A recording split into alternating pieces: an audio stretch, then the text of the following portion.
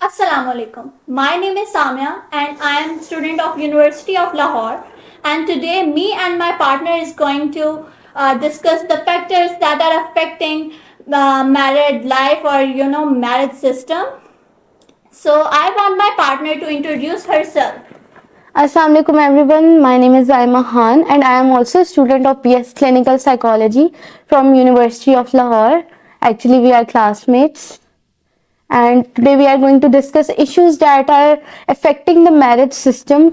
So, So start. starting with the definition of marriage. What is marriage? I think it's a social union of two partners. So I know what you think about that. Marriage same यही बात है कि दो partners की आपस में commitment and एक दूसरे की को प्रायोरिटाइज करना, एक दूसरे के साथ रहना. Yeah. आई गेस मैरिज यही Yeah, होती है. yeah, exactly. First of all, marriage is a set of family relationship that includes emotional, economical, and financial uh, obligations. So, moving towards the points, for selection.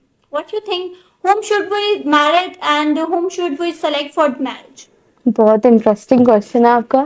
और ये बहुत बड़ा factor है जिसको हम मिस कर जाते हैं यहाँ जी. पे कि हम स्पाउस सिलेक्शन का, जो साफ बात है पाकिस्तानी कम्युनिटी में हमें मौका नहीं मिलता. कि मोस्टली पाकिस्तानी मेंटालिटी ये होती है कि हमने अरेंज मैरिज करनी है, पेरेंट्स की मर्जी से करनी है. एंड पेरेंट्स की मर्जी, मैं आपकी बात को इंटरप्ट कर रही हूँ. पेरेंट्स की मर्जी ये होती है कि आप आपस में कम्युनिकेट भी नहीं कर सकते. जो स्पाउस सिलेक्शन में सबसे बड़ा पॉइंट है कि मेरे नजदीक आपकी कम्युनिकेशन पहले होनी चाहिए. आपको पता होना चाहिए कि आप जिससे शादी कर रहे हैं या जो आपका पार्टनर होने वाला है, आप कंपैटिबल हैं, आप एक दूसरे के साथ रह सकते हैं, सरवाइव कर सकते हैं या पाकिस्तान में नहीं. वैसे ऐसा होता है कि क्या उसे कहते हैं घर के बड़े सेलेक्ट करने हैं, आपने किससे शादी करनी है. हालांकि जिसने शादी करनी होती है उसकी मर्जी भी पूछी जाती है, पूछी नहीं लड़कियों से तो जाती. नहीं पूछी जाती. काफी बट बैकवर्ड अब रूरल एरियाज में इस तरह बट अब ये है कि रूरल एरियाज में होता है. बट अब ऐसे ही कहें हम कि अब बहुत ज्यादा चेंज हो गया है यहाँ का इन्वायरमेंट भी. अब आपने देखा होगा मोस्टली लव मैरिज को भी किया जाता है. बट मोस्टली अभी भी टिपिकल पाकिस्तानी मेंटालिटी यही कहती है कि स्पाउस सिलेक्शन में आपको कोई भी इतनी ज्यादा प्रायोरिटी नहीं दी जाती आपके फैसले There में are यहाँ some पे. specific type of marriages, Marriages. arranged marriage, love marriage, and cousin marriage. cousin marriage. So, what do you think about cousin marriage? Cousin marriages जो है ना, उसके बहुत नुकसान होते हैं आई गेस मेरे. Defects, और disorders, साइंस भी कहती है, neurological disorders take place. Science भी ये Yes. कहती है न्यूरोलॉजिकल के साथ हमारे बायोलॉजिकल और भी बहुत फैक्टर्स हैं. मेरी अपनी फैमिली में एक दो बच्चे हैं जो मेंटली इल हैं क्योंकि उनके पेरेंट्स कजन्स थे आपस में. जेनेटिक्स प्रॉब्लम्स बहुत ज्यादा आ जाते हैं. But maybe some extent तक ठीक भी है, फैमिली है, बट हम कुछ कह नहीं सकते. बट बहुत से इश्यूज हैं कजन मैरिज के ऊपर. लव मैरिज पे भी इश्यूज भी हैं. हर चीज का ना एक कहते हैं एक नेगेटिव एस्पेक्ट होता है और एक पॉजिटिव एस्पेक्ट होता है. तो किसी चीज को भी हम कुछ कह नहीं सकते कि इट्स बेस्ट और दिस मैरिज इज बेस्ट. कोई एक भी कुछ भी हो सकता है. बट डिपेंड्स ऑन सिचुएशन और आपकी मेंटालिटी पे, आपकी So, चीजों Aima, पे I want फोकस to है. discuss the number of spouse. What you think about number of spouse in the way like मर्द चार शादियां कर सकता है. What is your perception about that? वो कहते हैं ना, चार रखते पढ़ लो पहले. फर्ज की जो होती है, जी. चार रखते पढ़ लो, फर्ज पूरे कर लो, सुन्नत बाद में भी हो सकती Like है. 5 या वक्त की नमाज पढ़ना मुश्किल है. हाँ, लेकिन लेकिन चार शादियां चार. चार कर लें. बात ये होती है कि पहली बात ये है कि आप अगर उनमें इंसाफ ही नहीं कर सकते, आप दोनों को प्रायोरिटी प्रॉपर नहीं दे सकते. और आजकल नहीं हो सकता. आजकल मेरी लाइफ, आपकी लाइफ इतनी बिजी है कि मैं एक घर भी संभाल लूंगी ना तो बहुत है. एक मर्द है, कैसे संभाल- हाँ, वो दो बीवियों को टाइम देना और फिर इक्वली सबके साथ रहना, दोनों के साथ या चारों के साथ जो जी, मर्द जी. कहते हैं, वो बहुत मुश्किल है. तो नॉट ये गुनाह भी नहीं है, सुन्नत है, आप कर सकते हो. बट ये बात होती है कि उसको उस सेंस में करो कि आप उसके साथ इंसाफ कर सको. आपने कहा ये सुन्नत होता है, तो क्या इनके फर्ज जरूरी है. पूरे हो जाते हैं? हाँ, फर्ज फर्ज पूरे पहले करना है, ये चार शादियों वाली सुन्नत जरूर पूरी करें. पूरी करनी है. अपना इस्लाम है ना, अपना रिलीजन है हमारा। जहाँ अपना कोई पर्सपेक्टिव निकला, अपना कोई हाँ, मुफाद अपने निकला, अपने वो अपने मुफाद को मुफाद के लिए निकालना। कुरान और सुन्नत को बीच में ले आएंगे। Number exactly. ऑफ चिल्ड्रंस, बच्चे दो ही अच्छे। मैं तो कहूंगी बच्चा एक ही अच्छा। दो भी चलो, एक बेटा ही, बट ये इस पे ये भी नहीं कह सकते कि भाई अगर इतने आपका नहीं है। पहला बेटा हो जाए तो यहाँ पे रट लग जाती है कि बेटी नहीं है, और बेटी हो जाए तो बेटी क्या तो नहीं है। बेटी तो आजकल सुपीरियर है, मर्द से ज्यादा वुमेन सुपीरियर है। हमारी हर फील्ड में औरत आगे जा रही आगे है जा रही मुझसे। तो अल्लाह ताला ने रहमत बनाया है वैसे भी, और अल्लाह ताला ने जो मुकाम भी दिया है, तो हम जो इज्जत और जो सब कुछ दिया है, वो मैं कहती हूँ सोसाइटी नहीं दे सकती। सोसाइटी लेकिन अब हम, अभी भी पीछे ही है। बट अब फिर वही बात के रूरल एरियाज और कुछ एरियाज में ये अभी भी है, बट अल्हम्दुलिल्लाह हम भी हैं। जैसे हम प्राउड डॉटर्स हैं अपने घर वालों की, अपने माँ बाप की, क्योंकि Yeah. वो हमें सपोर्ट करते हैं और ये उनकी अच्छी बात है। तो आई गेस के कहीं पे प्रॉब्लम्स, हर जगह कहते हैं ना, कहीं पे प्रॉब्लम्स होते हैं, कहीं पे नहीं होते, बट अभी भी ये प्रॉब्लम है, बट जो लड़कियां फेस करती हैं, बट नहीं होना चाहिए। बहुत ज्यादा अभी अवेयरनेस की जरूरत है अभी भी। Economical considerations, bride wealth, bride service, बहुत बड़ा मसला है। मोस्ट इम्पोर्टेंटली डोरी, जहेज। जहेज, जहेज तो कहीं पे भी नहीं है। मुझे, मैं कहती हूँ मुझे कुरान की जहेज एक लानत है। लानत है। आप ना मुझे कुरान की एक आयत दिखा दो जिसमें अल्लाह कह रहा है कि भाई शादी के बाद औरत अपने माँ बाप की जिम्मेदारी है। कोई एक आयत, कोई एक कुछ भी, कोई एक कुछ भी एक वर्ड भी दिखा दो इस बारे में, कहीं पे भी नहीं है। तो हम कहते हैं ये सिर्फ एक बर्डन है, इकोनॉमिकल बर्डन है यार। एक बाप है जिसने सारी लाइफ एक बेटी को उसने अगर आपको अपनी बेटी दे दी है ना, तो उससे बड़ा आपके लिए कोई होना नहीं चाहिए, कि आपके लिए उससे कीमती चीज कोई नहीं होनी चाहिए। कि अगर एक इंसान ने सारी लाइफ स्ट्रगल करके उस लड़की को पढ़ाया, तब तक उसने उसके एक्सपेंसेस बर्दाश्त किए हैं, तो अगर उसने आपको अपनी बेटी दे दी, एक अपना कहते हैं वो जिगर का टुकड़ा दे दिया, तो उसके बाद आपको किसी चीज की जरूरत नहीं होनी चाहिए।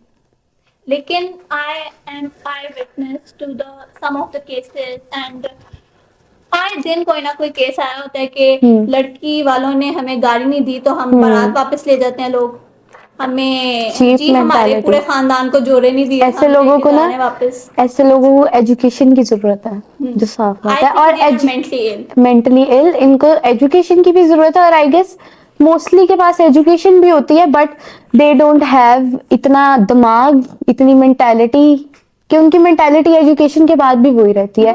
उनको थेरेपीज की जरूरत है। हाँ, अनएजुकेटेड रहते हैं, उनकी पढ़ाई का भी कोई फायदा नहीं। उनका ये तरबियत पे भी होता है, पेरेंट्स की तरबियत भी होती है, जो साफ बात है।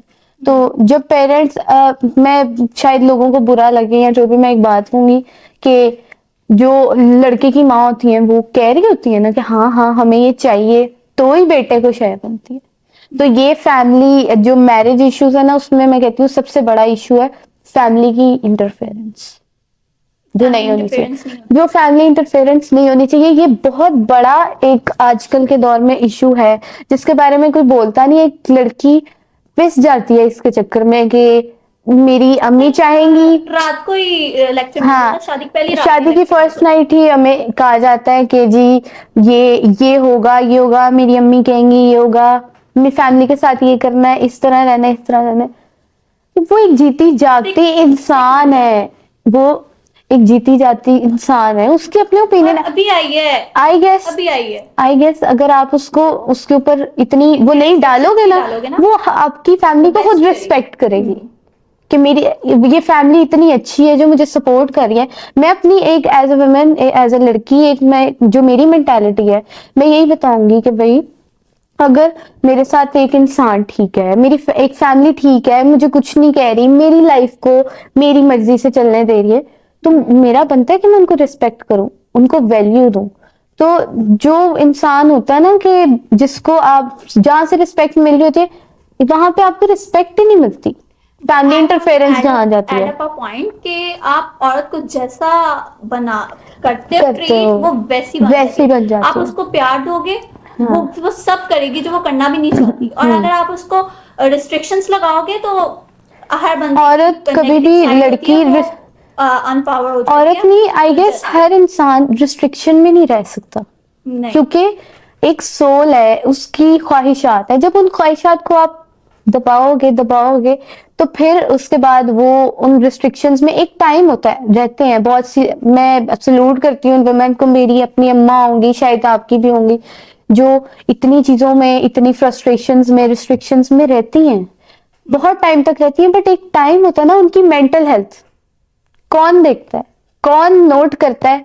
हम तो फ्यूचर साइकोलॉजिस्ट हैं या बनेंगे इंशाल्लाह, तो हमें तो ये चीज हम इस नहीं, ये परस्पेक्टिव जो से जेन देखते हैं। जनरेशन है ना, इनके ये है शॉर्ट टेम्पर, हाँ, जल्दी फ्रस्ट्रेटेड, फ्रस्ट्रेट एग्रेसिव। हो जाता और है। डिप्रेशन तो ये कहते हैं कि हमें तो डिप्रेशन है, जरा सी उदासी छा जाए हमें तो डिप्रेशन है। जनरेशन कोई भी हो, बात ये होती है कि एक इंसानी फितरत यही है कि आप एक हद तक बाउंड्रीज में रह सकते हो।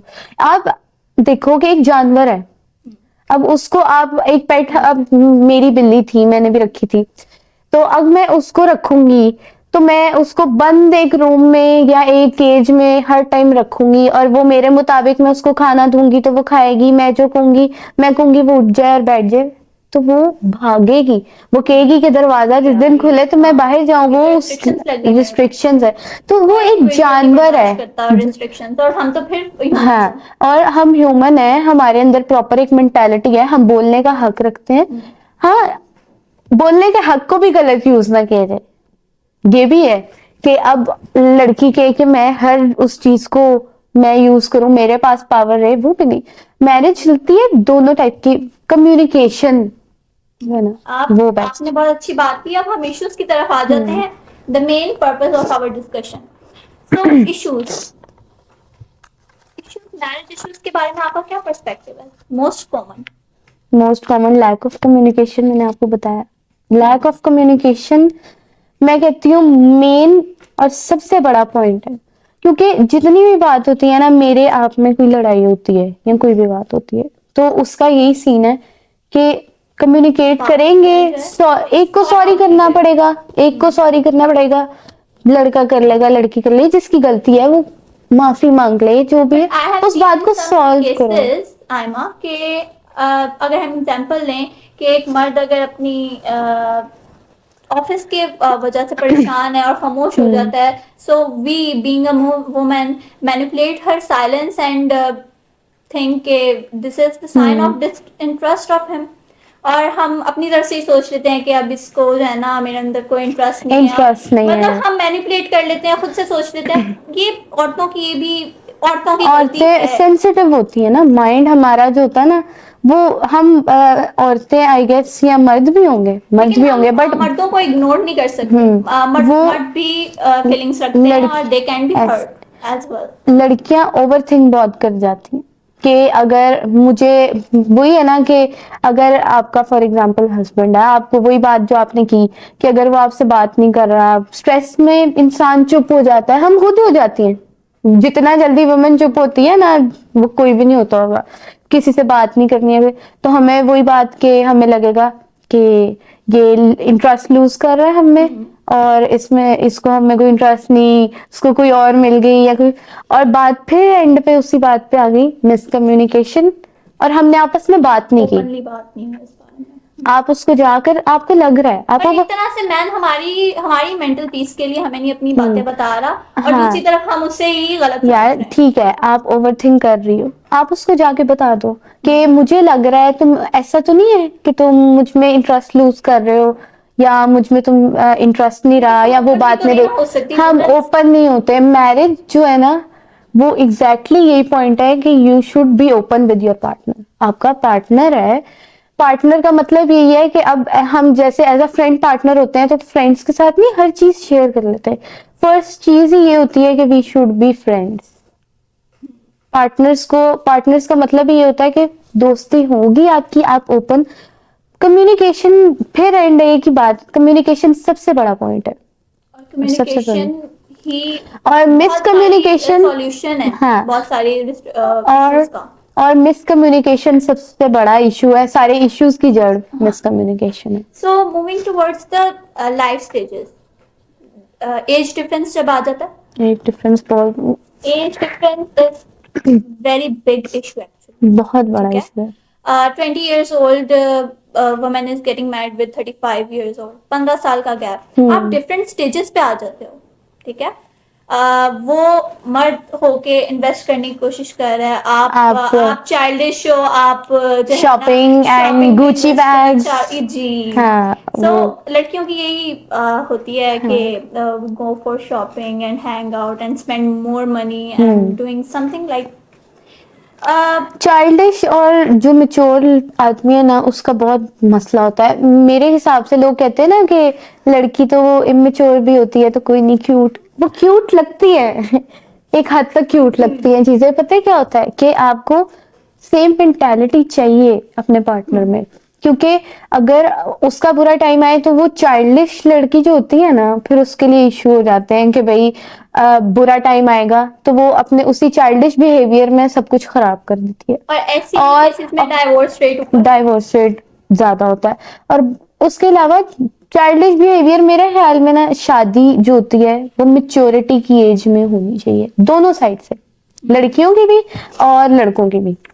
दोनों की मेच्योरिटी होना जरूरी है, क्योंकि जो चाइल्ड मैरिज होती है ना उसके बहुत नुकसान आते हैं। हम वैसे भी देखें फिजिकली, एक औरत जब शादी होती है उसके बाद उसका बेबी होता है जो भी, तो फिजिकली वो बहुत हर्ट होती पाकिस्तान उसकी। हमें देखने को मिलता है। मेरी दादी अपनी कह रही होती है कि मेरे दोनों बेटों के बच्चों के साथ शादी करवाओ, मेरे बेटों के बच्चे साथ रहेंगे तो आगे फैमिली या साथ साथ मैं अब आपको एक बात बताऊं, मेरी अपनी एक बेस्ट फ्रेंड, उसकी शादी हुई थी I guess almost she is now 18 और उसका एक बेटा है, उसका एक बेटा है और वो 1 ईयर का हो गया ऑलमोस्ट।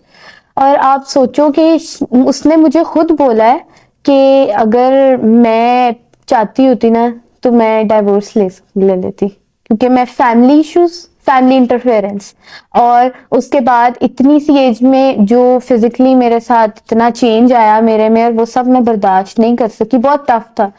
बट अब वो एक माँ है तो फिर वही बात होती है कि वुमेन कुर्बानी देनी पड़ती है। एड अप अ पॉइंट कि लड़कियों को इतना एजुकेटेड होना चाहिए हाँ। कि वो किसी अब्यूजिव रिलेशनशिप में रहने पे मजबूर ना हो, वो छोड़ सके और अपनी इंडिपेंडेंट खुद हो, खुद अपना कमाए खुद खाए, अगर बच्चा भी है तो उसको खुद रेज करें। फाइनेंशियली इंडिपेंडेंट होना भी जरूरी होना है। बहुत जरूरी है। लोग कहते हैं 18 ना, साल की शादी में उम्र की अब जो है ना, अब वो दौर नहीं है कि 18 साल की लड़की हुई तो ब्याह दो। और 18 साल भी, 20 की भी हो 25 की भी हो, आई गेस उसको इंडिपेंडेंट होना चाहिए, फाइनेंशियली इंडिपेंडेंट। लोग कहते हैं ना कि पैसा नहीं काम आता, ये वो इकोनॉमिक चीजें कंसर्न आ जाते हैं इसमें, बट आई गेस लड़की को अगर आता होगा ना, बेशक वो ना कमाए शादी के बाद क्योंकि रिस्पॉन्सिबिलिटी एज अ मर्द की है, बट अगर उस इंडिपेंडेंट वो अल्लाह ना करे अगर उसको डाइवोर्स लेनी पड़ती है या वो इतना अब्यूजिव रिलेशनशिप में है, तो वो इतने वाली हो कि वो इतनी इंडिपेंडेंट हो कि उसको सोचना ना पड़े। वो सोचे कि चलो अगर मेरे पेरेंट्स भी मुझे रखने से इनकार कर देंगे सोसाइटी के प्रेशर से या जो भी मसला हो, पर मैं इतनी इंडिपेंडेंट हूँ कि मैं अपना खर्चा उठा लूंगी, मैं रह लूंगी। आईमैक्स में रिस्ट्रिक्शंस भी आ जाती हैं, मैरिज के बाद रिस्ट्रिक्शंस लग जाती हैं, अपना करियर कोई कंटिन्यू नहीं कर सकती लड़की, इसके बारे में भी बात होनी चाहिए। होनी चाहिए, ये सिक मेंटालिटी है, मेंटालिटी है, साफ बात है। अगर आपका हस्बैंड आपको फैसिलिटेट कर रहा है, परमिट कर रहा है इसके लिए, so you should go for it. लेकिन उधर आके सास खड़ी हो जाती है कि नहीं आप नहीं जा सकती, घर के काम कौन करेगा, बात फिर वो घर के कामों के लिए हस्बैंड को इतना जो है ना होना चाहिए, यार मेरी बात होना चाहिए, फाइनेंशियली स्टेबल होना चाहिए, वो काम वाली रखे। अच्छा ठीक है, हस्बैंड भी छोड़ दो, अगर एक लड़की खुद कमा रही है तो वो कमा रही है, मुंबई जा रही है, तो वो अपने पैसों से काम वाली रख लेगी, वो कमाने जा रही है वो भी रख लेगी, तो वही ना। हाँ, क्यों होता है प्रॉब्लम, यही बात है ना, फैमिली इंटरफेरेंस इतना बड़ा हमारी कम्युनिटी में मसला है, इतना बड़ा इशू है कि जिसपे जितनी भी बात कर लेना वो कम है। आई गेस ये सबसे बड़ा इशू होता है। इनफिडेलिटी, धोखा देना। मैं ये नहीं कह रही सिर्फ लड़के देते हैं, लड़कियां भी देती हैं, भी आजकल पूरी हैं। किसी से पीछे नहीं है लड़कियां भी। किसी एक को मैं एक बात बोलूंगी, मैं फिजिकली चीट की बात नहीं करूंगी, इमोशनली चीट कर रहे हो आप किसी को रिलेशनशिप में, मैरिड होते हुए आप अगर किसी से इमोशनली अटैच हो गए हो, यू नो सोशल मीडिया पे, टेक्सटिंग पे, it is not the right way यार। तुम्हारे पास पार्टनर है, तुम उससे बात करो, लड़के नहीं, अच्छा लड़कियां भी इसमें अब शामिल हैं। सोशल मीडिया ये बहुत ज्यादा बड़ा फैक्टर Distractor है, डिस्ट्रैक्टर है। और रिलेशनशिप्स मैं कहती हूँ आपके पेरेंट्स के साथ खराब हो रहे हैं। मैरिज तो पार्टनर तो एक बाद में आता ना आपकी लाइफ में। अब मैं हूं ना, मैं अपना बता रही हूँ, ये अभी फोन पास पड़ा हुआ फोन पास पड़ा हुआ है, तो फोन नहीं है, बस घर वाले, घर गई, जाके सोए, उठे, फोन पे लगे, मदर फादर सब बैठे हुए हैं और हम स्क्रोलिंग पे लगे हुए हैं। तो ये चीज आई गेस मेरे हमारे घर में अल्हम्दुलिल्लाह रात का एक टाइम होता है कि भाई सारी फैमिली बैठती है, बात करती है, ठीक है, फोन्स थोड़ी देर छोड़ देते हैं, क्योंकि कम्युनिकेशन बिल्ड होगी तो हमारा रिलेशनशिप स्ट्रांग रहेगा। फैमिली में अगर ये सीन है तो पार्टनर के साथ तो फिर आपकी कम्युनिकेशन आई हो हैव रही है। Seen some of the couples के जो बैठे होते हैं, दोनों तो साथ बैठे होंगे, और दोनों का फोन अपना अपना, हाँ, बॉयज की गेम्स होती हैं, पबजी चल रही है, ये चल रहा है, बॉयज अपने, गर्ल्स की इंस्टा चल रही है। इंस्टा तो मैं कहती हूँ बहुत बड़ा फसाद की जड़ है। तो स्ट्रेस भी आ जाता है इसमें। स्ट्रेस पे तो हमने बात की पहले भी कि स्ट्रेस जब होता है और वो फिर ये होता है कि हम वही, फिर स्ट्रेस से आगे मिसकम्युनिकेशन आ जाती है। Talking about physical cheat, it's emotional cheat, ठीक है? It's also emotional. There are types of cheat, you know. मैं सिर्फ लड़कों और ये लड़कियों के लिए नहीं बोल रही कि लड़के ही करते हैं, लड़कियां ही करती हैं। लड़कियां Specific भी नहीं इस होता वक्त जो है ना पूरा प्ले बराबर चल रहे हैं, play girls। So I want to add up के लड़कियों को, अच्छा, इसमें मैं आपकी बात को जी, इंटरप्ट जी। कर रही हूँ कि इसमें अब्यूजिव लैंग्वेज और ये बहुत कॉमन है आजकल, पाकिस्तान में बहुत कॉमन है कि अब्यूजिव रिलेशनशिप जिसमें कि जी बात बात पे मर्द गाली दे देता है और तुम ऐसी, तुम वैसी, तुम वहां से आई, तुम ये वो, इस टाइप का मैं बताना चाहती, ये भी इस चीज में और आता लड़की का है। ये बैकग्राउंड हाँ, पुअर ये टाइप, तो इमोशनली चीट करने वाला ही हिसाब है कि आप एक औरत को पहले कह रहे हो कि तुमसे अच्छा कोई है ही नहीं, ठीक है, एंड जब आपकी शादी हो गई है तो अब आप उसको अब्यूजिव लैंग्वेज और इस तरह आप ट्रीट कर रहे हो कि पता नहीं वो जानवर है। एक मिसकम्युनिकेशन तो आती है, पर कम्युनिकेशन का भी एक तरीका होता है। ये भी एक प्रॉब्लम है बहुत बड़ा कि हमारी कम्युनिकेशन जब होती है ना, तो वो देखे वो अम्मा अब्बा की लड़ाई झगड़े वाले, तो वो तो चलो ठीक है, लेकिन एक लिमिट तक होता है। जो होता है ना कि कम्युनिकेशन में गाली गलौज तक, बहुत से एरियाज में ऐसे होता है कि ये गलत है। कम्युनिकेशन को भी आप उस तरह यूज करो, उसका भी एक तरीका है। सोशल मीडिया पे भी चीट करते हैं, पार्टनर्स के होते हुए किसी दूसरे से इमोशनली अटैच हो जाते हैं। आप यार, आप आपके पास पार्टनर है, उससे इंटरेक्ट करो, उससे ओपनली कम्युनिकेशन करो, बात करो, सॉल्यूशन जो नहीं निकल रहा तुम तीसरे बंदे को बीच में ला रहे हो, या कभी भी ना, कभी भी अपना, लड़के लड़कियां दोनों हैं इसमें, कभी भी कहते हैं ना कि अपना इशू आपका बाहर नहीं जाना चाहिए, कहते हैं ना अपने कमरे तक रखो। जो चीज आपकी लड़ाई है उसको अपनी चार दीवारी के अंदर रखो। जो फिर फैमिली इंटरफेरेंस आ जाती है कि जब बात बाहर जाती है ना, फिर होता है कोई कुछ कह रहा है कि क्योंकि सबका ये नहीं कि कोई जान के आपकी लड़ाई करा रहा होगा, ये तो चलो दूर की बात ये होती है कि अगला कहेगा कि उसका परसेप्शन होगा कि तुम अपनी बीवी को ऐसे कह लो या तुम अपने हस्बैंड को ऐसे कह लो, तो वो बात खराब हो जाएगी क्योंकि उसका परसेप्शन और है, आपका और है।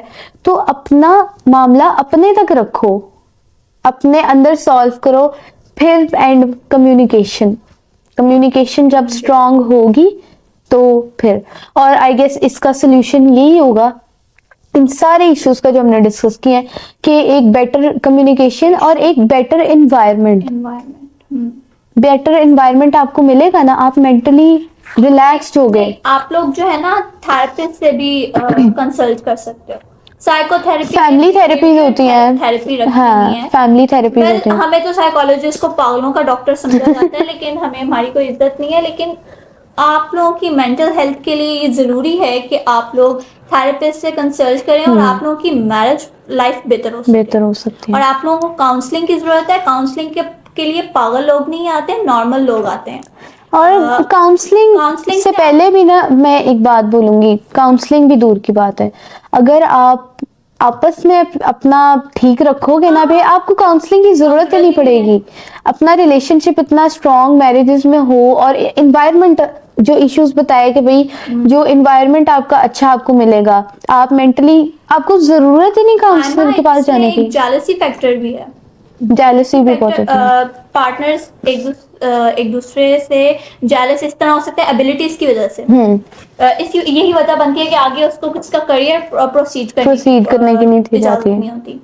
ऐसे ही है जो कि नहीं होना चाहिए। पार्टनर्स के दरमियानी क्लैशेस हैं, तो फिर हम दूसरों को सास और नंद को क्या किसी को ब्लेम नहीं कर सकते, क्योंकि आपके आपस में ही जेलसी फैक्टर अगर है तो फिर चौथे पांचवे को भी होगा। अब एक हस्बैंड को इशू है कि भाई मेरी बीवी या मेरी वाइफ जो है वो कमाती क्यों है, वो मेरे से सुपीरियर, वो बनती है, बाहर जाती है, या फिर उसका हाँ रैंक अप है, तो फैक्टर आता है। तो अगर उसको जेलसी फैक्टर आता है तो फिर हम ब्लेम नहीं कर सकते कि उसकी सास क्यों कहती है ऐसे, उसके इन लॉज क्यों कहते हैं ऐसे, क्योंकि उसका अपना हस्बैंड कह रहा है या वाइफ कहती है। तो फिर फैक्टर एक ये भी आ जाता है कि किसी दूसरे लड़के ने आके आपकी बीवी से बात कर लिया, आपकी बीवी खराब है। व्हाट इज सिक मेंटालिटी है, सिक मेंटालिटी। इंग्लैंड केस स्टडीज हैं ये मैं जो तुम्हें बता रही हूँ हाँ। कि एक लड़के ने आके लड़की से बात, बीवी से बात कर ली, चलो जी उसका तो चक्कर चल रहा। अल्लाह, इस सब का एंड कंक्लूजन यही निकलता है, डिस्कशन बहुत लंबी हो गई। कम्युनिकेशन और बेटर एनवायरनमेंट फैमिलीज का बहुत बड़ा रोल है, और आई गेस फैमिलीज का रोल नहीं होना चाहिए। जब फैमिलीज की इंटरफेरेंस होनी नहीं चाहिए, फैमिली इंटरफेरेंस और बेटर कम्युनिकेशन ये दो मेन पॉइंट्स हैं। जब ये दो चीजें कवर हो जाएंगी ना आपकी, तो आपका रिलेशनशिप, आपकी मैरिज लाइफ के आपके सारे मैरिज इश्यूज खत्म हो जाएंगे। और आई गेस ये एक बेस्ट दो चीजें हैं जो इसका सोल्यूशन है। That's it from our side. Thank you. Thank you. Okay.